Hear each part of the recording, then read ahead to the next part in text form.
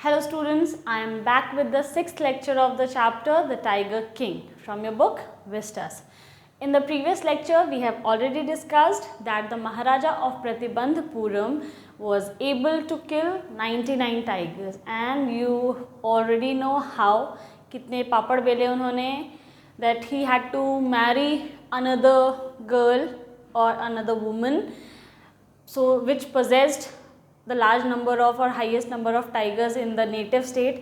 उन्होंने ये तिगड़म भिड़ाया और क्या किया कि ऐसी लड़की से शादी किया जिसके राज्य में सबसे ज़्यादा टाइगर्स थे. So he played very smart and he was able to complete the target of 99 tigers.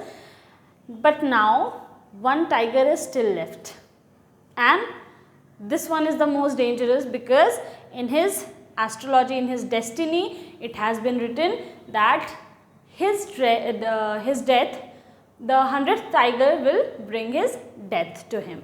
कि जो 100th tiger होगा, जो 100वां tiger होगा, will only bring the death of the Maharaja. ये जो 100वां tiger होगा. So now this is the most serious issue. This is the most dangerous tiger of his all the lifetime of his lifetime. जो भी जितने भी tigers इन्होंने मारे, he was not scared of any of them because somewhere he knew that I would be killed by the 100th tiger. और मुझे खतरा किससे है? 100th tiger से. So he was able to kill all those 99 tigers, but now that it is time to kill the 100th tiger. अब बारी है उस 100वें tiger को मारने की. The Maharaja's anxiety reached a fever pitch when there remained just one tiger to achieve his tally of 100. और अब महाराजा की एंजाइटी का यानी उनके घबराहट का जो पिच था वो एकदम हाई था, फीवर. ठीक है, उसका पारा एकदम क्या था, हाई हो चुका था, क्योंकि अब वो बहुत ज़्यादा घबराए हुए थे. एंजाइटी मीन्स घबराहट, क्योंकि ये आखिरी टाइगर था जो उनकी मृत्यु लाने वाला था. ऐसा लिखा हुआ था या ऐसा माना जा रहा था कि यही इनकी मृत्यु लेकर आएगा. ठीक है, और उनका टारगेट भी था 100 टाइगर्स को मारने का. तो this tiger will complete the tally, जो गणना था, गणना, टैली मीन्स गणना. ठीक है, तो वो जो 100 टाइगर्स का जो लिस्ट है, टैली है, उसको यही पूरा करेगा. और अब इस वजह से एंजाइटी, जब हम लोग अपने एम्बिशन को अचीव करने में इतने क्लोज होते हैं, जस्ट वन स्टेप अवे होते हैं, तो हमारी एंजाइटी सबसे ज़्यादा पीक पर होती है. ठीक है, सपोज आप कोई एग्ज़ाम दे रहे हो तो उसमें सेवरल स्टेप्स हैं. आप सारे स्टेप्स बहुत इजीली क्रैक कर लोगे, चले गए, सब क्लियर होता जा रहा है, सब सक्सेसफुल हो रहा है. जो लास्ट स्टेप होगा ना, जब आपको पता चलेगा कि आप बस इतने क्लोज है, you are just one step away, तो your anxiety will be at peak.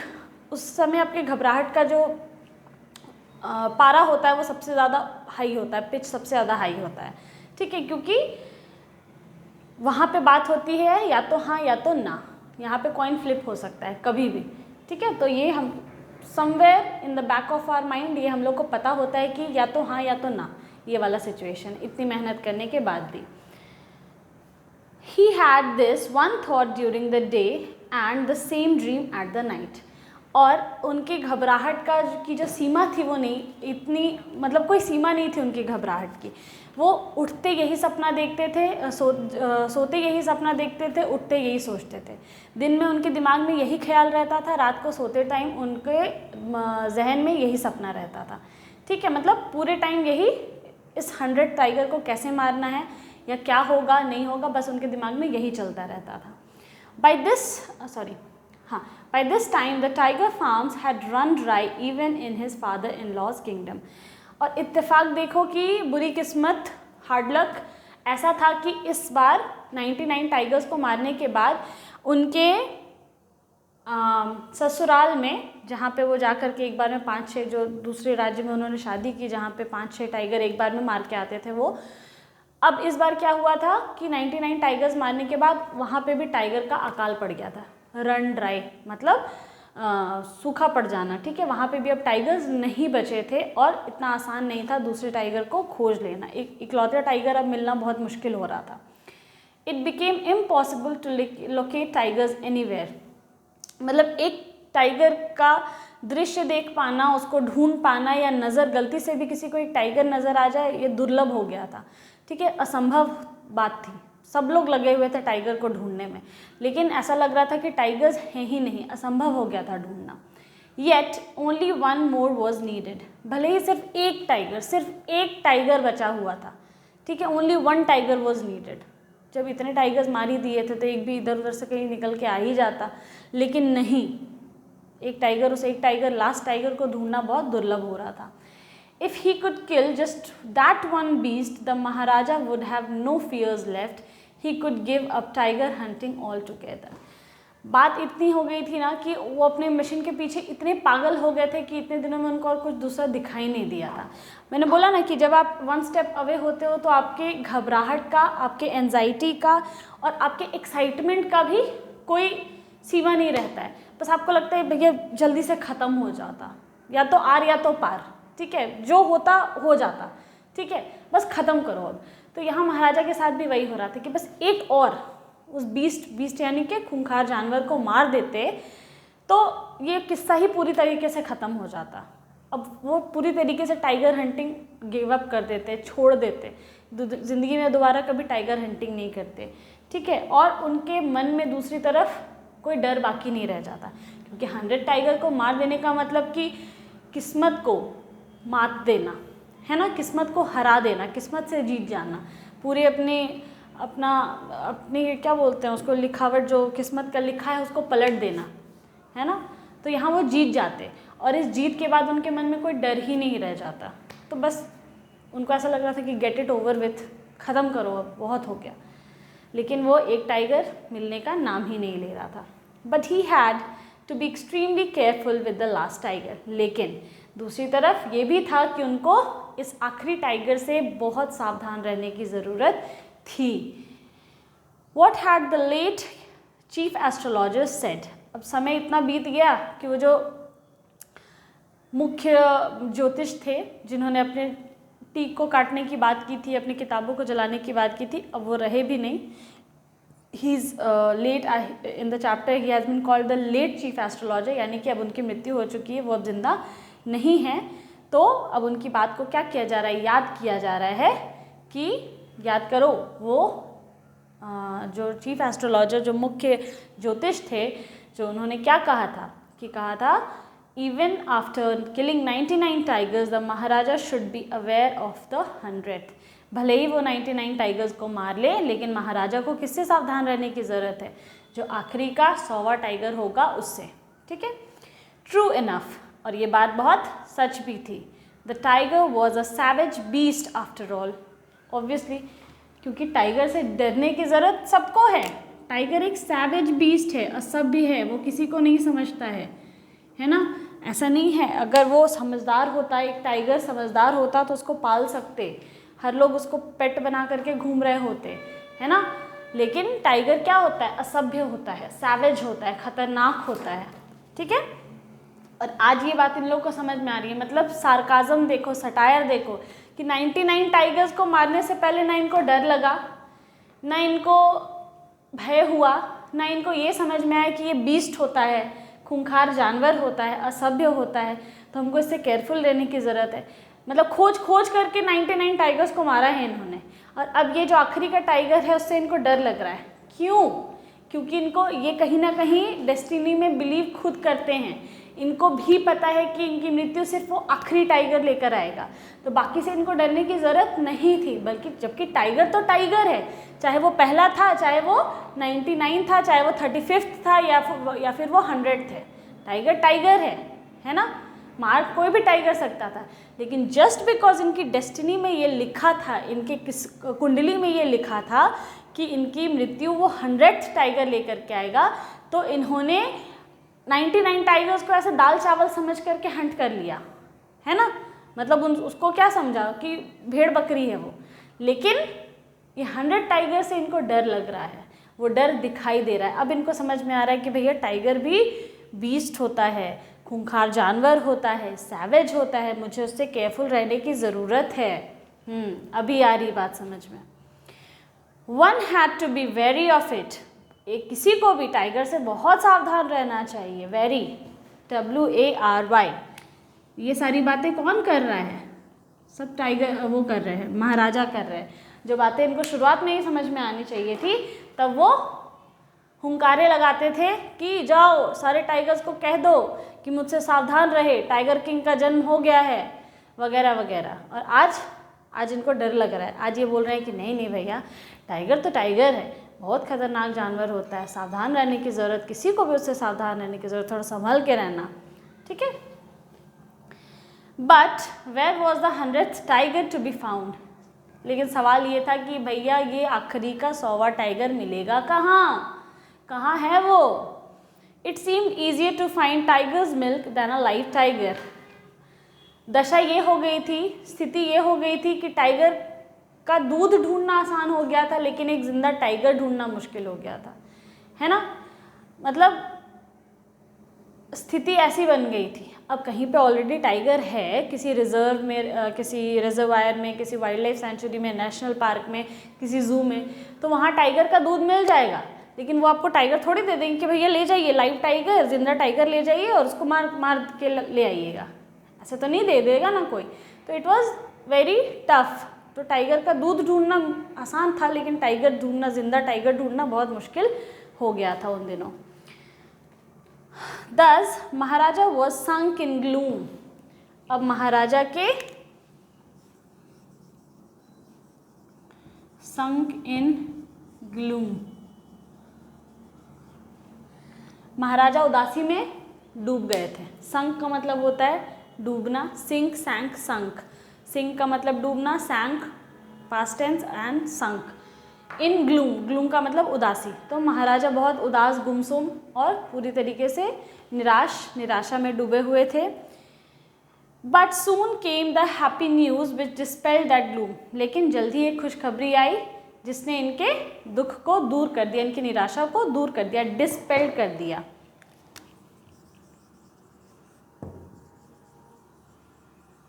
इनकी निराशा को दूर कर दिया, ठीक है। In his own state, sheep had begun to disappear frequently from hillside village। एक खुशखबरी आती है कि उनके खुद के गांव में भेड़ गायब हो रहे हैं, ठीक है। और हिल साइड में यानी कि छोटी पहाड़ी होती है ना, जो छोटी छोटी, तो हिल साइड में लोग रहते हैं, जंगल होता है, तो उधर पे जो भेड़ बकरी हैं वो धीरे धीरे क्या हो रहे हैं, गायब हो रहे हैं। तो भेड़ बकरी को कौन गायब करता है? ऑब्वियसली कोई खूंखार जानवर उनका शिकार कर लेता है रात में, तो वो डिसअपियर हो जाते हैं। तो धीरे धीरे ये खुशखबरी कहाँ तक फैल, टाइगर के लिए, टाइगर किंग के लिए तो ये खुशखबरी ही है कि मतलब अगर भेड़ गायब हो रहे हैं, इसका मतलब ज़रूर कोई बीस्ट उसका शिकार कर रहा है, टाइगर या लायन कोई उसका शिकार कर रहा होगा।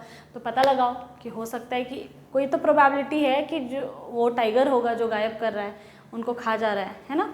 तो ये उनको खुशखबरी लगती है और ये उनके कान तक ये बात पहुंच जाती है। It was first ascertained that this was not the work of Khadir Mian Sahab or Virasmi Naikar, both famed for their ability to swallow sheep whole। उसके पहले इस बात को क्या किया गया? ascertain किया गया, निश्चित किया गया, ठीक है। कि मुझे इस खुशखबरी को देने से पहले ये बात पता लगा लो कि ये काम को अंजाम देने वाला, यानी भेड़ों को गायब करने वाला आदमी क्या है? खादिर मियाँ तो नहीं है और वारसमी नायकर तो नहीं है। क्यों ये लोग गायब करते थे भाई टाइगर को? क्योंकि ये लोग नॉन वेजिटेरियन थे और ये इतने खादुर थे कि ये एक पूरे भेड़ को मतलब फुल नॉन वेजिटेरियन, और इनको बहुत अच्छा लगता होगा। तो ये लोग इनकी एबिलिटी थी, इनकी खासियत थी, इनमें एक हुनर था कि ये एक पूरे भेड़ बकरी को एक बार में निगल जाते थे, मतलब नॉट एक बार में खा जाते थे, मतलब उतना कैपेसिटी ऑफ मीट, उतना अमाउंट ऑफ मीट को खाने की कैपेसिटी थी इनमें, है ना। कुछ लोग जो वेजिटेरियन होते हैं, तो नॉन वेजिटेरियन होते हैं, तो उनका खाने का अमाउंट उतना होता है कि वो पूरे एक भेड़ बकरी को एक बार में, मतलब पके अगर, तो एक अकेला इंसान एक बकरी को के मीट को खा जाता है, ठीक है। मतलब मैंने नहीं सुना है, यहाँ पे इसकी बात हो रही है। ये दो लोग ऐसे थे गांव में, जिसका नाम है खादिर मियाँ साहब और दूसरा वीरासमी नायकर। ये लोग दोनों ऐसे थे। तो बोला गया कि भैया पहले पता लगा लो, पहले निश्चित कर लो कि इन दोनों का तो काम नहीं है कि ये लोग भेड़ बकरी गायब कर करके पका के खा तो नहीं रहे हैं और नाम लगा रहे हैं कि कोई जानवर आया है और खा गया है। तो इस बात की का पहले अनुमान लगा लो, नहीं तो तुम जानते हो कि मैं सनकी हूँ और मैं ऑलरेडी बहुत, मेरा मूड ख़राब है क्योंकि वो 100 टाइगर मिल नहीं रहा है, तो मैं वो कुछ ऐसा तैसा ना कर दूँ। ठीक है, इसलिए पहले पता लगाया गया। Surely a tiger was at work, लेकिन नहीं, ये दोनों का काम नहीं था, इन लोगों ने नहीं खाया था, इन लोगों ने पार्टी नहीं की थी, ये ज़रूर एक टाइगर का ही काम था। The villagers ran to inform the Maharaja, और जो गांव वाले थे वो दौड़ते हैं महाराजा को इस बात की सूचना देने के लिए, उनको इन्फॉर्म करने के लिए कि नहीं महाराज, ये टाइगर का ही काम है। The Maharaja announced a 3-year exemption from all taxes from the village and set out on the hunt at once. महाराजा इतने खुश इस बात को सुन करके, उन विलेजर्स को उन्होंने क्या दिया, एक इनाम दिया, और वो इनाम ये था कि जाओ, मैं इतना खुश हूँ कि जितने भी टैक्सेस तुम्हारे गांव पे हैं उन सब टैक्सेस से तुम लोगों को छूट देता हूँ मैं। ठीक है, घोषणा कर दी कि 3 साल के लिए तुम लोग के गांव पे कोई तरह का टैक्स, कोई रेवेन्यू तुम लोग को पे नहीं करना पड़ेगा, उससे तुम लोगों को मैंने छूट दे दी। एग्जेम्पशन मीन्स छूट दे दी। ठीक है, क्योंकि जस्ट बिकॉज वो खुशखबरी लेकर के आए थे। और उस गांव में क्या हुआ, सर्च हंट शुरू हो गया कि शेर ढूंढो योजना। ठीक है, the tiger was not easily found, लेकिन ये मालूम होने के बाद भी कि उस गांव में टाइगर घूम रहा है, उस टाइगर को ढूंढना बिल्कुल भी आसान नहीं लग रहा था। It seemed as if it had wantonly hid himself in order to flout the महाराजा's will. ऐसा लग रहा था, ऐसा मालूम हो रहा था कि जो टाइगर है वो जानबूझ करके छुप गया है जंगलों में और महाराजा को परेशान कर रहा है, या अड़ गया है कि ना, मेरे बाकी 99 टाइगर्स का बदला तो मैं ही लूँगा और इतनी आसानी से तो मैं हाथ आने वाला नहीं हूँ। वॉन्टनली का मतलब होता है जानबूझकर। ठीक है, वॉन्टनली बेहुदगी, या वो आप बोल सकते हैं कि बेतुके तरीके से छुपा हुआ है। वॉन्टनली हिड हिमसेल्फ, ऐसा लग रहा था कि वो जो टाइगर है, जो इकलौता टाइगर जिसको घूमते हुए पाया गया था और जिसके बारे में विलेजर्स ने हल्ला किया था, वो वॉन्टनली हिड, वो जानबूझ करके बेतुके तरीके से अपने आप को छुपा दिया है। ठीक है, एक्चुअली वॉन्टनली का मतलब होता है बेहुदगी। ठीक है, जानबूझ करके उसने क्या किया, अपने आप को छुपा रखा है, और इसलिए किया है उसने कि वो नहीं चाहता है कि महाराजा का जो विल है, विल मतलब उनकी चाहत, कि महाराजा की जो चाहत है 100 टाइगर को हंट करने की, वो कभी भी पूरी ना हो। ठीक है, वो उसकी अवज्ञा करे। फ्लाउट का मतलब अवज्ञा। ठीक है, उसको पूरा नहीं होने देगा वो आज एक ही है जो पूरा सब 99 टाइगर्स का बदला ले लेगा। ऐसा कुछ था नहीं, लेकिन ऐसा लोग सोच रहे थे क्योंकि इतना ढूंढा जा रहा था उसको, फिर भी नहीं मिल रहा था, तो ऐसा लग रहा था कि ये बदला लेने आया है और ये सबका बदला एक बार में ही लेके जाएगा। The Maharaja was equally determined, लेकिन नहीं, दूसरी तरफ महाराजा भी पूरी निष्ठा के साथ, पूरे दृढ़ निश्चय के साथ कि जब तक तुम बाहर नहीं आएगा, तुमको ढूंढ नहीं लेंगे, तब तक हम भी हिलेंगे नहीं। ठीक है, तो कौन ज़्यादा स्ट्रांग, फिर दूसरा चैलेंज आ गया यहाँ पे कि टाइगर तुम बच के दिखाओ और हम तो तुमको ढूंढ के ही रहेंगे, छुपो जितना छुपना है, लेकिन हम तो ढूंढेंगे तुमको। He refused to leave the forest until the tiger was found, और महाराजा इतने यू कैन से एडमेंट थे, जिद्दी बने हुए थे कि ऐसे तो टाइगर हंट करके घर चले जाते थे, लेकिन इस बार क्या था कि वो जंगल से जाने को राज़ी ही नहीं हुए। बोले नहीं, जब तक वो मिल नहीं जाएगा हम जंगल में ही रुकेंगे, यहीं टेंट लगाओ, यहीं कैंप लगाओ, मेरे रहने की व्यवस्था करो, जो करना है करो, हम रहेंगे यहीं पे। ठीक है, as the days passed the Maharaja's fury and obstinacy mounted alarmingly। जैसे जैसे दिन गुजर रहा था, महाराजा के क्रोध की कोई सीमा नहीं थी। फ्यूरी का मतलब क्रोध, ठीक है, और ऑब्स्टिनेसी,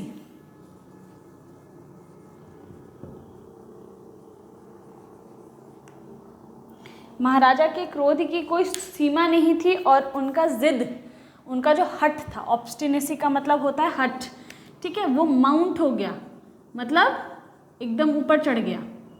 धीरे धीरे इनका जिद, इनका हठ जो था वो अलार्मिंगली ऊपर चढ़ रहा था, मतलब खतरे की घंटी, बहुत खतरनाक तरीके से वो इनका जिद जो है वो और बढ़ता जा रहा था, क्योंकि वो महाराजा थे, ठीक है।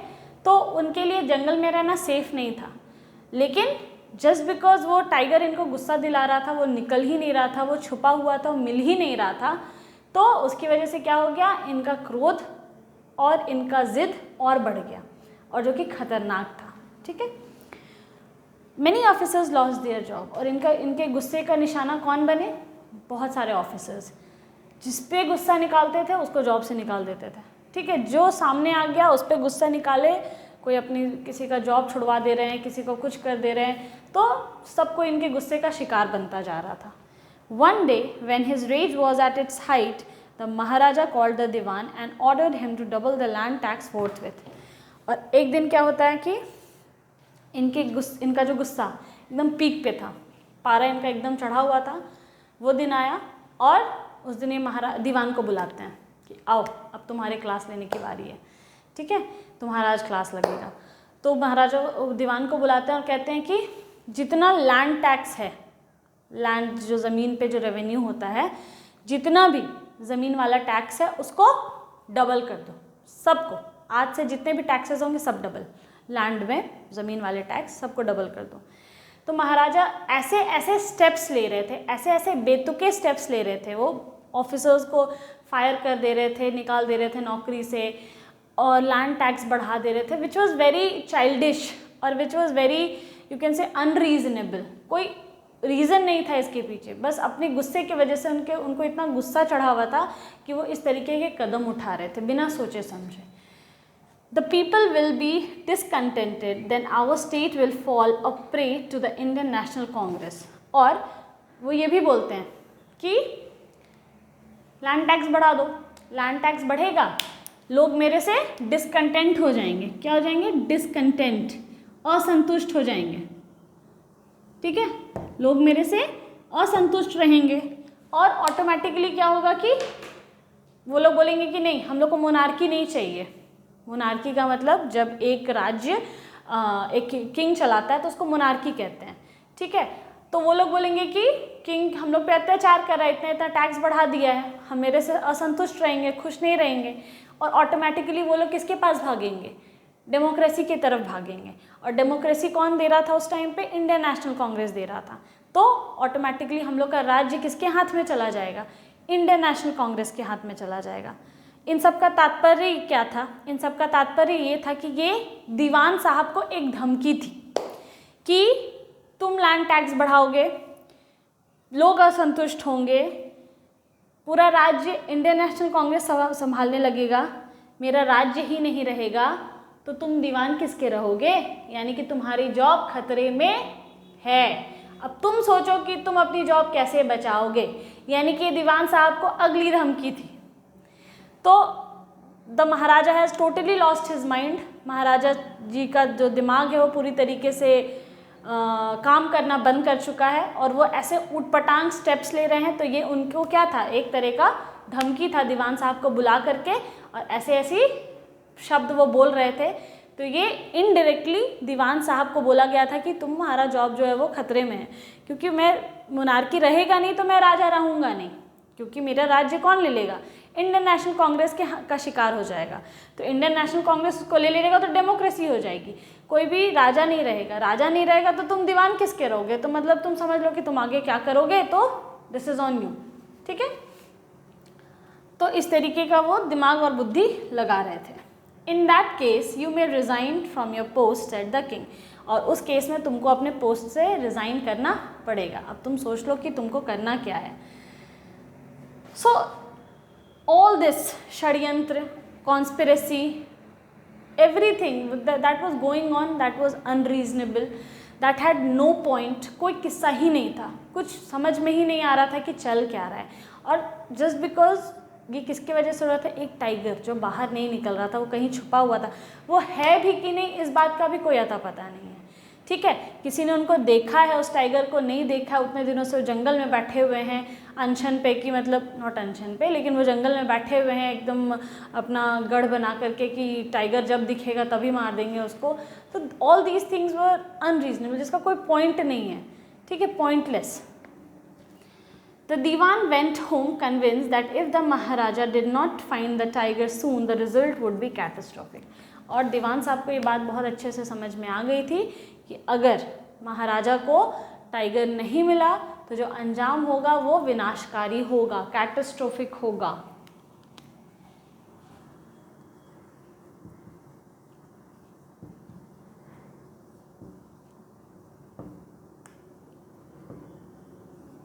कैटास्ट्रोफिक.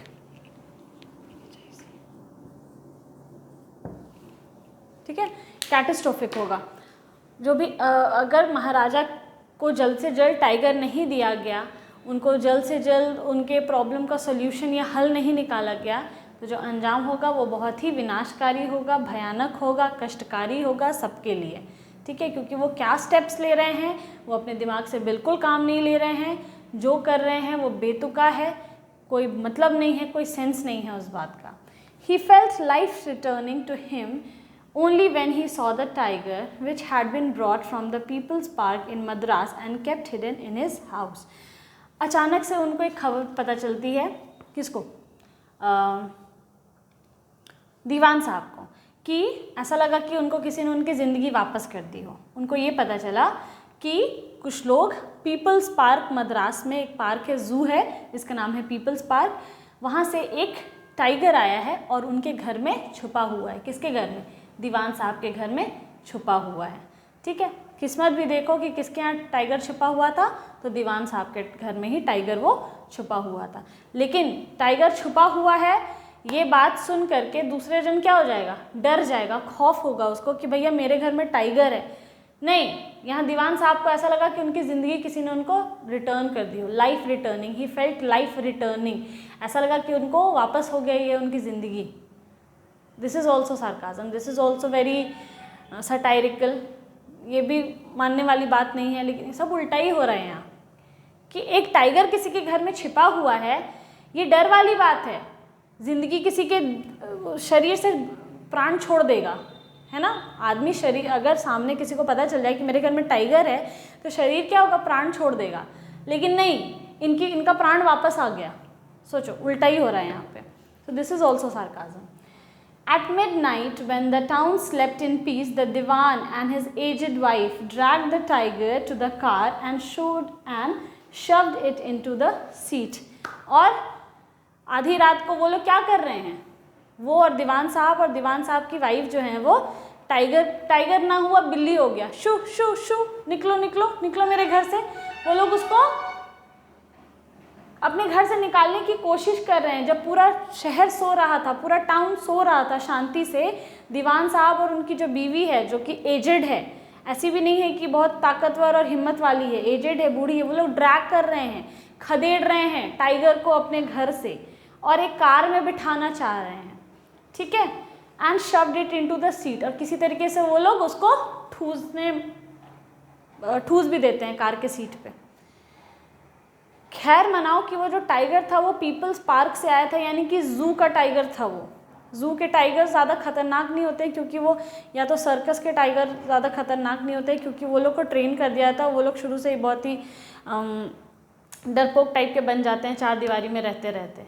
तो शुक्र मनाओ कि वो जो टाइगर था वो ज़ू का था या पीपल्स पार्क का था, जहाँ लोग जाते थे, उसको देखते थे, लॉलीपॉप देते थे और आ जाते थे. ठीक है, वैसा वाला टाइगर था वो. दूसरा टाइगर रहता तो ये लोग क्या खदेड़ रहे होते, उनको, वही इनको खदेड़ रहा होता. तो ये भी एक क्या फनी इंसिडेंट है इस चैप्टर में, ये भी सार्काज़म है. ठीक है. When they reached the forest and the tiger launched, the Diwan himself drove the car straight to the forest when the Maharaja was hunting.